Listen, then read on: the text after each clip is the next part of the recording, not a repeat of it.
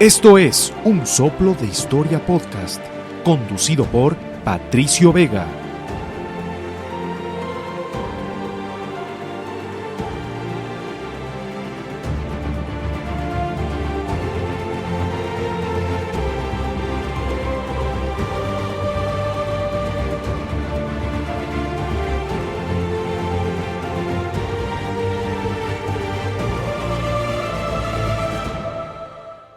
Amigos, ¿qué tal? Sean bienvenidos a un nuevo programa de Un Soplo de Historia Podcast.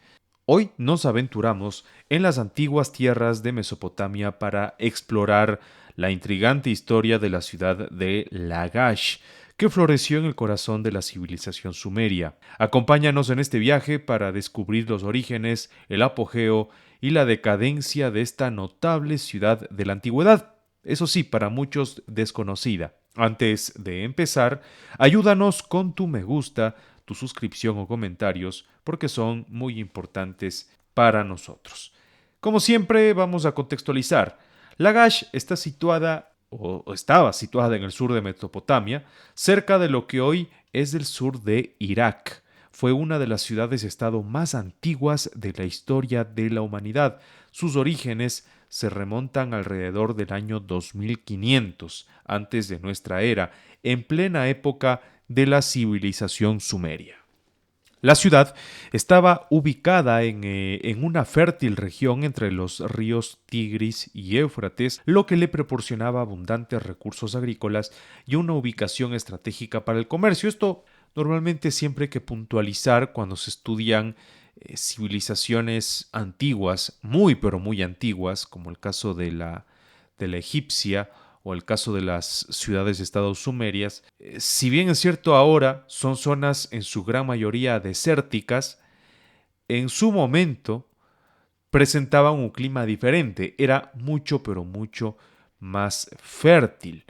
Entonces, claro, ahí se entiende y da mucho más sentido del por qué estos antiguos seres humanos decidieron asentarse allí en ese momento, ¿no? Entonces, eso también hay que tomarlo en cuenta. Características de Lagash. Bueno, se destacó por su avanzado sistema de gobierno, con un gobernante conocido como el Ensi y un consejo de notables. La ciudad tenía una población diversa y sus habitantes se dedicaban a la agricultura, el comercio y la artesanía, creando una sociedad rica y compleja. Hemos estado leyendo documentos antiguos y la verdad que lo que pasaba en Lagash y ciudades-estados cercanas demuestran el nivel de sofisticación y de civilización que ya tenían en esos tiempos tan antiguos. El apogeo de Lagash llegó durante el reinado de Gudea, un gobernante famoso por su enfoque en la construcción y el mecenazgo artístico. Gudea embelleció Lagash con templos majestuosos y estatuas de dioses y reyes. Su famosa serie de estatuas de diorita, conocidas como las estatuas de Gudea, son obras maestras de la escultura sumeria y ejemplos notables de la devoción religiosa y habilidades artísticas. Lagash también se destacó en la diplomacia y la expansión territorial. Durante su apogeo, la ciudad-estado estableció relaciones comerciales y políticas con otras ciudades sumerias como Uruk y Ur, e incluso se aventuró a expandir su territorio creando un imperio efímero que abarcaba gran parte de la región. Sin embargo, como todo lo que sube tiene que bajar, y como lo que pasó precisamente a estas ciudades-estado que tenían apogeos, establecían reinos poderosos, pero no les duraba mucho la fiesta, como se dice, el esplendor de Lagash no duró para siempre. La ciudad sufrió invasiones y conflictos con otras ciudades-estado vecinas. La constante lucha por el poder y los recursos agotó a Lagash y finalmente en el siglo XXII antes de nuestra era cayó bajo el dominio de la dinastía de Ur. A medida que el poder se trasladaba a otras ciudades, la grandeza de Lagash se desvanecía. Lo que sí, y como decíamos, Lagash se caracterizó sobre todo por su arte, por el sistema de gobierno, que de hecho tenemos un dato bastante curioso para revisarlo, y también su arquitectura monumental.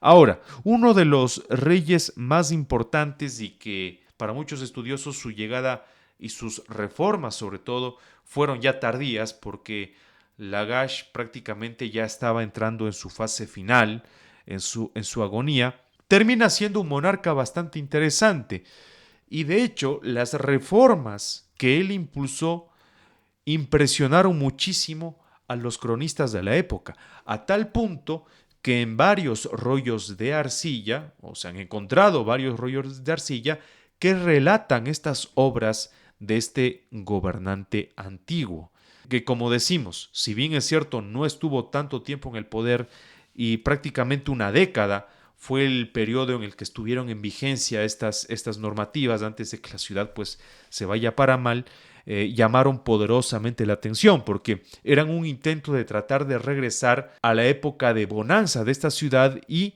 sobre todo con una lucha muy firme en contra, digamos, de la burocracia, en contra de la burocracia que ya en esa época existía y que a nivel de impuestos, de recaudación, estaban afectando constantemente a los sectores productivos que se tenían allí, ¿no? Entonces, claro, las reformas de Urukagina son un aspecto importante de la historia de Lagash y tuvo un impacto significativo en la vida de la ciudad. Aquí están algunos de los detalles de su influencia. Primero hay que hablar de las reformas, ¿no? Fue un gobernante destacado de Lagash, Urukagina, que reinó a mediados del siglo XXIV. Su reinado se caracterizó por una serie de reformas y revolucionarias que buscaban mejorar la vida de los ciudadanos y garantizar la justicia en la ciudad. Estas reformas abarcaron aspectos políticos, económicos y sociales y tuvieron un impacto importante. Ahora, a nivel legal, Urukagina introdujo un nuevo código de leyes, conocido como el Código de Urukagina, que se ha convertido en uno de los primeros sistemas legales escritos de la historia. Incluso es más antiguo que el Código de Hammurabi, para que se hagan una idea. Estas leyes estaban diseñadas para promover la justicia y la igualdad en la sociedad.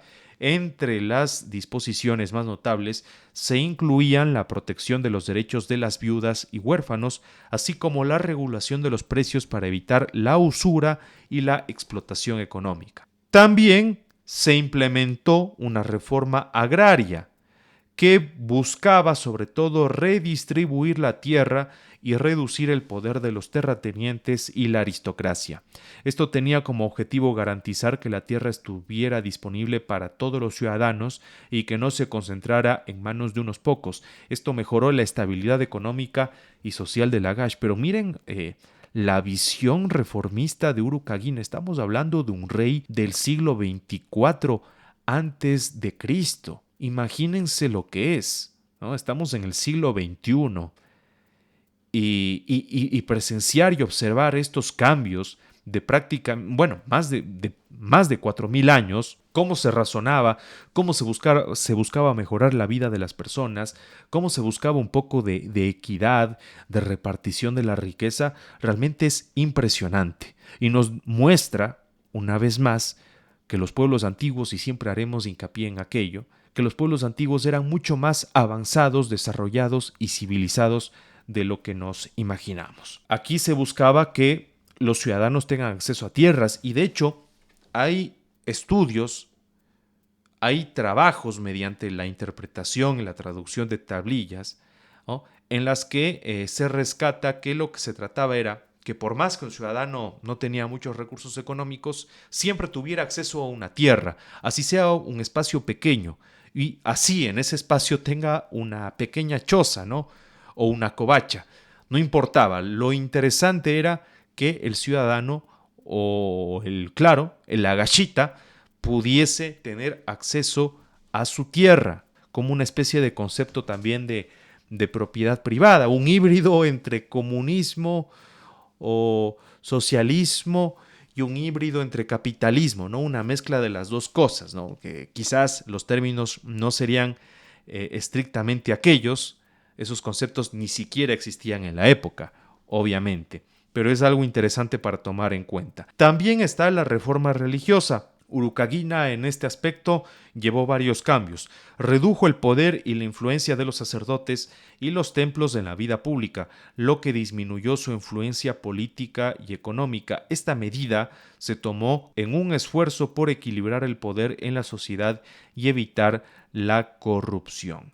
Las reformas de Urukagina tuvieron un impacto profundo en la vida de Lagash, al reducir la desigualdad social, promover la justicia y limitar el poder de los terratenientes y los sacerdotes. Urukagina buscaba crear una sociedad más equitativa y justa. Estas reformas mejoraron la vida de la población en varios aspectos, ¿no? Pero nos vamos a centrar en tres. El primero, que es la justicia y la protección social. Las leyes de Urukagina proporcionaron protección legal a las viudas y a los huérfanos, asegurando su bienestar. También regulaban los precios, lo que ayudaba a prevenir la explotación económica de los más vulnerables. ¿Por qué el enfoque de las viudas y huérfanos? Esto tiene una razón bastante lógica y muy entendible, donde normalmente el hombre ha sido siempre, y sobre todo en estos tiempos antiguos, el que proveía a la familia, ¿no? El que proveía a la familia. Si es que esta persona moría, su familia prácticamente quedaba en indefensión. En muchos de los casos podría significar hasta la misma muerte, esclavitud, cualquier clase de desventura que uno se puede imaginar. Entonces, con estas reformas de Urukagina, pues esta situación cambiaba y existía una suerte de estado protector para estos seres humanos que quedaban realmente en una mala condición. Es decir, el gobierno se hacía cargo de estas personas que quedaban pues en una situación realmente vulnerable. Otro punto llamativo, igualdad en la propiedad. La reforma agraria aseguró que la tierra estuviera disponible para todos los ciudadanos, lo que permitía una distribución más equitativa de la riqueza y reducía las tensiones sociales. Y también está la reducción de la influencia religiosa. Al limitar la influencia de los sacerdotes y los templos en la vida pública, Urukagina buscaba reducir la corrupción y asegurar que el gobierno no estuviera influenciado por los intereses religiosos. A ver, pero no solo esto, sino que también a nivel burocrático reguló mucho a varios de estos que eran como una especie de sacerdotes o también podría decirse burócratas, tomando o tratando de adaptar el término moderno, que prácticamente tenían impuestos para toda actividad. Si se cultivaba algo, había que pagar impuesto. Si se pescaba algo, había que pagar impuesto, incluso antes de poder comerciar esos bienes, lo cual era sumamente lesivo para la economía de los lagashitas, ¿no? Esto podríamos extrapolarlo pues a cualquier comunidad moderna que tenga estos problemas. Le cambiamos lagash, cambiamos los nombres y cambiamos los años y realmente cualquiera de ustedes pensaría que estamos hablando de una situación moderna, pero esto es interesantísimo y les recomiendo investigar sobre la ciudad-estado de Lagash y sobre todo por este rey Urukagina, que si no fuese por los rollos de arcilla, pues se habría perdido este fantástico nombre. Seguramente fue un gran rey, ¿no? Por el legado que vemos que ha dejado aquí. A pesar de que estas reformas tuvieron un impacto positivo en la sociedad de Lagash durante el reinado de Urukagina, lamentablemente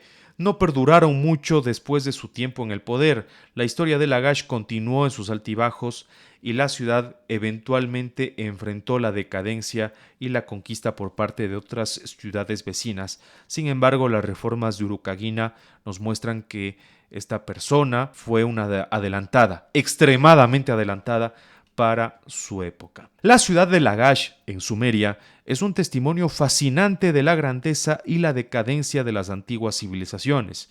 Su rica historia, desde sus humildes orígenes hasta su apogeo artístico y político y finalmente su triste caída, nos ofrece una visión única de la vida en la antigua Mesopotamia. Gracias por unirte a nosotros en este episodio de Un Soplo de Historia Podcast, donde desentrañamos los secretos de las sociedades del pasado y su impacto en el mundo antiguo. Hasta la próxima aventura histórica.